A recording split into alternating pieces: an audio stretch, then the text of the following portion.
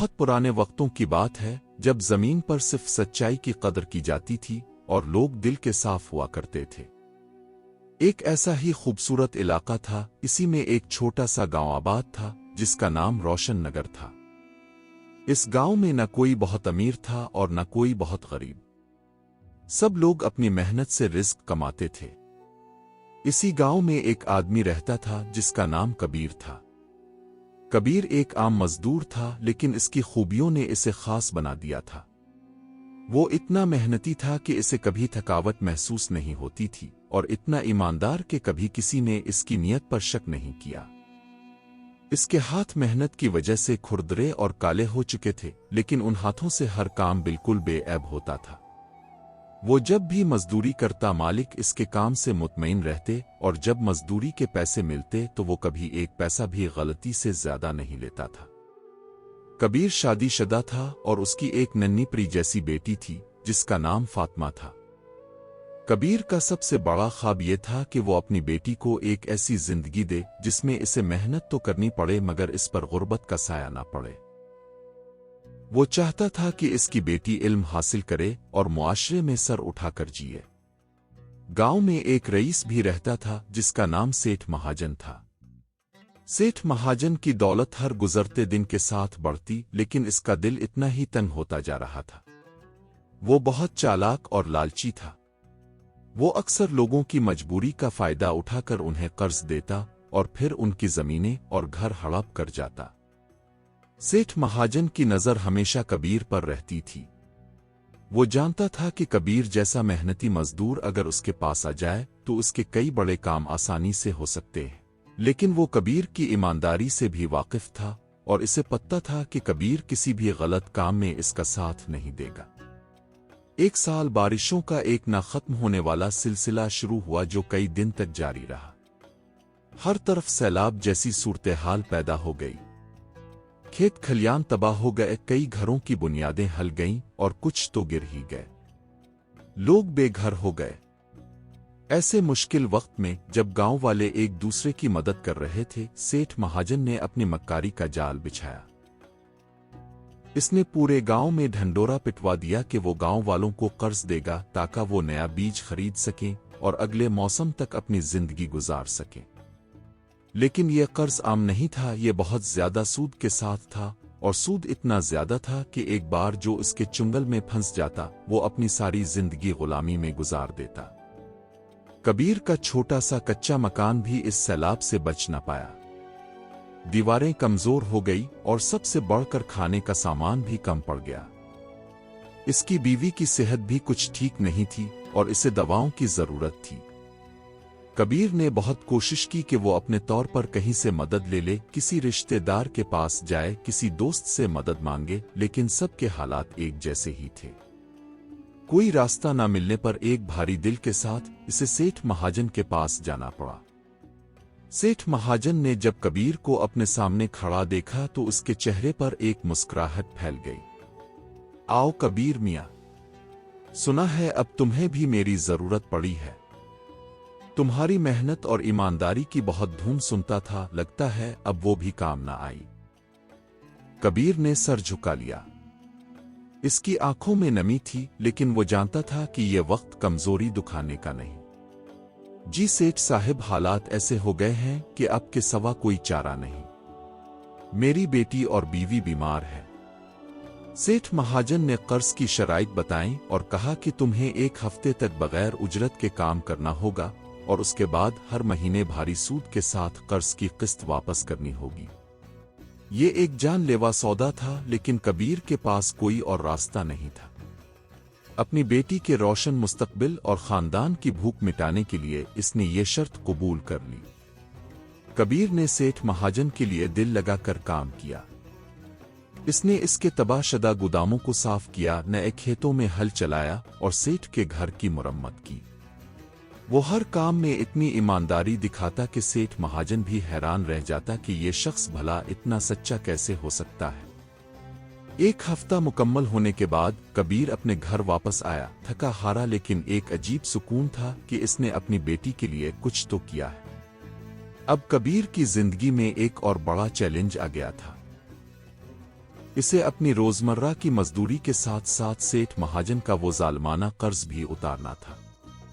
वो सुबह फजर से पहले उठता जब गांव वाले अभी सो रहे होते, वो अपने औजार उठाता और दूर दराज के इलाकों में काम की तलाश में निकल जाता।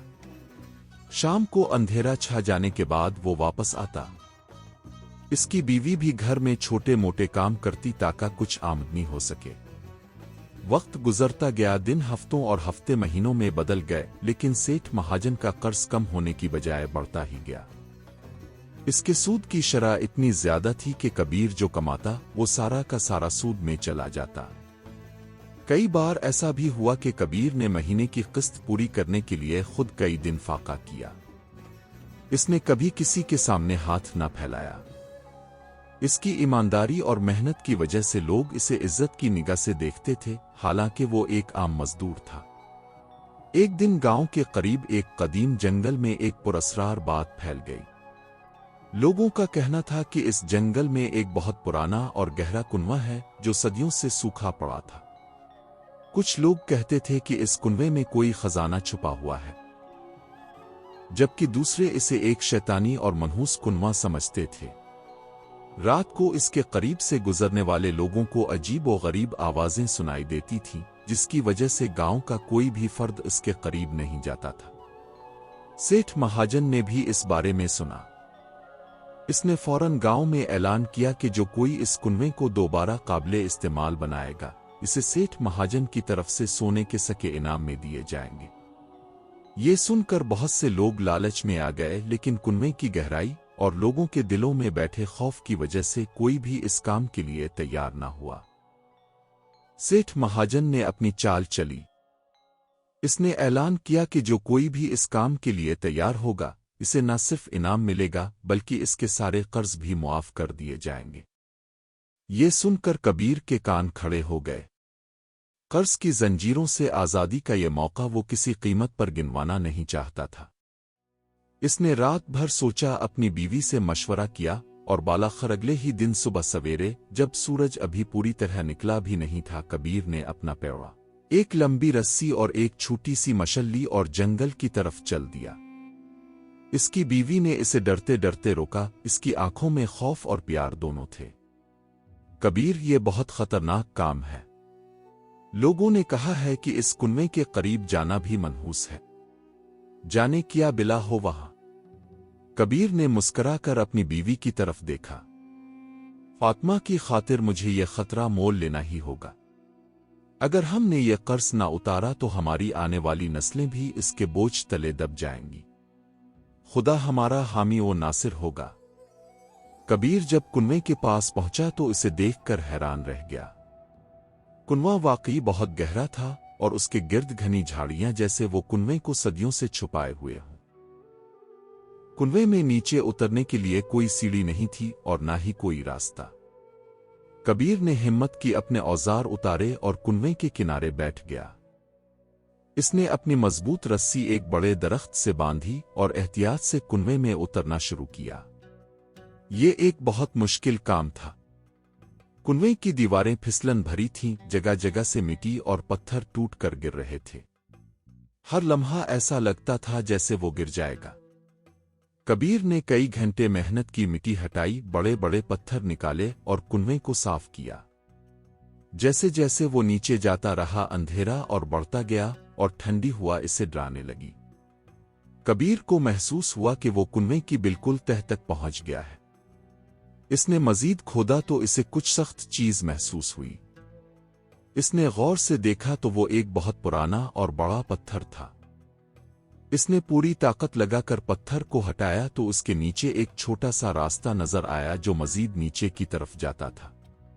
ये कैसा कुआं है जिसके अंदर एक और रास्ता है? ये कोई आम कुआं नहीं हो सकता।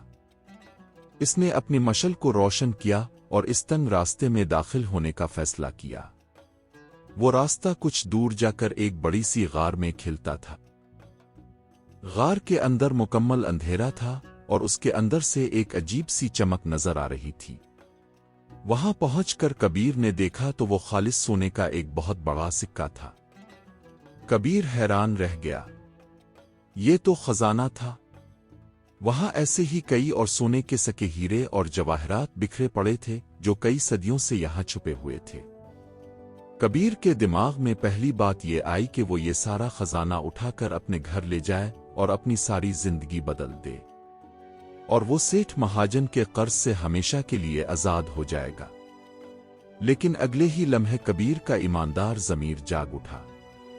इसने सोचा, ये खजाना मेरा नहीं है। मैं यहां कुनवा साफ करने आया था, खजाने की तलाश में नहीं। ये तो सेठ महाजन का इनाम भी नहीं है, ये मेरी किस्मत से ज्यादा है। अगर मैं इसे ले गया तो मैं भी सेठ महाजन जैसा लालची बन जाऊंगा और मेरी बेटी पर इसका बोझ रहेगा। इसने फैसला किया कि वो इस खजाने को हाथ भी नहीं लगाएगा। कबीर ने वहां एक छोटा सा निशान बनाया ताकि वो इस जगह को दोबारा पहचान सके, और फिर वो वापस कुनवे की तरफ लूटा। इसने कुनवे से बाहर निकलने का काम शुरू किया। जब वो बाहर निकला तो रात का अंधेरा पूरी तरह छा चुका था और चांद अपनी पूरी आबोताब से चमक रहा था। वो थका हारा घर लूट गया। इसने रात भर अपनी बीवी को इस हैरत अंगेज दरियाफ्त के बारे में बताया। इसकी बीवी भी हैरान रह गई, लेकिन इसे कबीर की ईमानदारी पर फख्र हुआ। अगले दिन सुबह सवेरे कबीर सीधा सेठ महाजन के पास गया। सेठ महाजन ने कबीर को देखा तो हैरान रह गया। इसने तो सोचा था कि तो कबीर कुनवे में गिरकर मर जाएगा, वो खजाने के लालच में वहां से भाग जाएगा, लेकिन वो तो जिंदा वापस आ गया था। हाँ कबीर, क्या हुआ? कुनवा साफ हुआ और तुम इतने खुश क्यों नजर आ रहे हो? सेठ महाजन ने पूछा। जी सेठ साहिब, कुनवा साफ हो गया है और उसके अंदर एक ऐसा राज भी छुपा हुआ है जो आपकी किस्मत बदल सकता है। सेठ महाजन के माथे पर बिल पड़ गए। कैसा राज? जल्दी बताओ। कबीर ने सारा माजरा ईमानदारी से सेठ महाजन को सुना दिया। सेठ महाजन की आंखें चमक उठीं। खजाने की बात सुनकर वो बेकाबू हो गया। इसने फौरन गांव के चंद सबसे ताकतवर और लालची आदमियों को बुलाया और कबीर को अपने साथ लेकर जंगल की तरफ चल पड़ा। जब वो कुनवे के पास पहुंचे तो सेठ महाजन ने कबीर को हुक्म दिया कि वो इसे रास्ता दिखाए। कबीर ने सेठ महाजन और उसके आदमियों को कुनवे में उतरने का तरीका बताया और फिर वो खुद भी उनके साथ एहतियात से नीचे उतरा। जब वो इस खुफिया रास्ते तक पहुंचे तो गार में दाखिल होते ही सेठ महाजन ने अपनी आंखों से वो चमकता हुआ बेशुमार खजाना देखा तो उसकी खुशी का ठिकाना न रहा। वो दीवानों की तरह हंसने लगा और अपने आदमियों को हुक्म दिया कि वो जितना सोना उठा सकते हैं उठा लें। सेठ महाजन ने एक बहुत बड़ा सोने का सिक्का उठाया और कबीर की तरफ देखकर हंसा। ये देख कबीर, अगर तो ईमानदार ना होता और ये सोना अपने लिए रख लेता तो आज कितना अमीर होता। अब ये सारा मेरा है तो हमेशा गरीब ही रहेगा। कबीर के दिल में कोई अफसोस नहीं था। इसे अपनी ईमानदारी पर फख्र था और इसे मालूम था कि सच्ची खुशी दौलत में नहीं होती। सेठ महाजन और उसके आदमी सोना और जवाहरात उठाकर बाहर निकलने लगे। उन्होंने इतना सोना इकट्ठा कर लिया था कि उनका कुनवे से बाहर निकलना मुश्किल हो रहा था। वो बड़ी मुश्किल से एक दूसरे को धकेलते हुए ऊपर चढ़ रहे थे। जैसे ही वो कुनवे के मुंह के करीब पहुंचे, अचानक एक जोरदार आवाज आई। पूरी जमीन हिलने लगी, कुनवे की दीवारें जोर जोर से हिलने लगें और बड़े बड़े पत्थर और मिट्टी गिरने लगी। सेठ महाजन और उसके आदमी कुनवे में फंस गए। वो चीखने चलाने लगे लेकिन कोई उनकी मदद को ना आया। कबीर ने देखा कि एक बहुत बड़ा पत्थर नीचे की तरफ तेजी से आ रहा है और अगर वो वहां रुका तो उसकी जान जा सकती है। इसने जल्दी से बाहर की तरफ छलांग लगाई और बमुश्किल अपनी जान बचाई। सेठ महाजन और उसके लालची साथी वहीं कुनवे में दब गए और उनका सारा सोना भी उनके साथ ही मिट्टी में मिल गया। ये उनके लालच और बुरी नीयत का दर्दनाक अंजाम था। कबीर बाहर निकलकर हैरान रह गया। इसने खुदा का शुक्र अदा किया। इसे ये भी एहसास हुआ कि यह सिर्फ इसकी ईमानदारी का नतीजा था जिसने इसे इस आफत से बचाया था। یہ خبر پورے گاؤں میں آگ کی طرح پھیل گئی کہ سیٹھ مہاجن اپنے لالچ کی وجہ سے کنویں میں دب کر مر گیا۔ گاؤں کے سردار نے جب یہ سارا واقعہ سنا تو انہوں نے کبیر کو فوراً اپنے پاس بلایا۔ کبیر، تم نے وہ خزانہ دیکھا لیکن اسے ہاتھ تک نہیں لگایا۔ یہ تمہاری ایمانداری کی سب سے بڑی دلیل ہے۔ تم نے ثابت کر دیا کہ محنت اور ایمانداری کا پھل ہمیشہ ملتا ہے اور انسان کو لالچ سے ہمیشہ دور رہنا چاہیے۔ سردار نے اسی دن ایک بڑا فیصلہ کیا۔ انہوں نے کبیر کی خدمات اور اس کی بے مثال ایمانداری کے صلے میں اسے گاؤں کا محافظ مقرر کیا گیا۔ اس عہدے پر رہ کر اسے گاؤں کی زمینوں کی دیکھ بھال، فصلوں کا حساب کتاب رکھنے اور گاؤں میں انصاف قائم رکھنے کی ذمہ داری سونپی گئی۔ کبیر کی زندگی بدل گئی لیکن اس کی عادتیں نہ بدلیں۔ وہ اب بھی اتنی ہی محنت اور ایمانداری سے اپنے فرائض انجام دیتا تھا۔ اس نے اپنی بیٹی فاطمہ کو بھی خوب پڑھایا لکھایا اور اسے اعلیٰ تعلیم دلوائی۔ فاطمہ بڑی ہو کر ایک نیک دیندار اور پڑھی لکھی خاتون بنی۔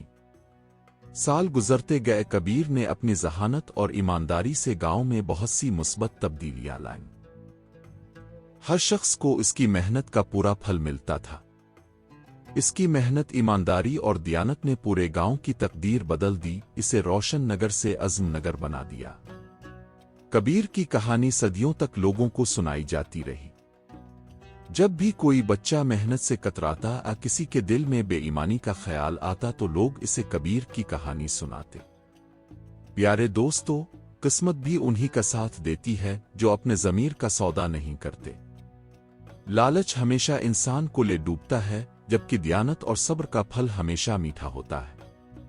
کبیر ایک عام مزدور تھا، لیکن اس نے اپنی ایمانداری سے تاریخ رقم کر دی اور اس کی کہانی آج بھی زندہ ہے۔ تو دوستو، کیا آپ کو یہ سبق آموز کہانی اچھی لگی؟ اور اپنے کبیر کی کہانی سے کیا سیکھا؟ کمنٹس میں ضرور بتائیے گا۔ اگر آپ کو ہماری یہ کہانی پسند آئی ہے تو ابھی ہمارے چینل کہانیوں کی دنیا کو سبسکرائب کریں۔ گھنٹی کے بٹن کو بھی دبا دیں تاکہ ہماری ہر نئی کہانی سب سے پہلے آپ تک پہنچے۔ آپ کا ایک لائک اور ایک شیئر ہماری بہت حوصلہ افزائی کرتا ہے۔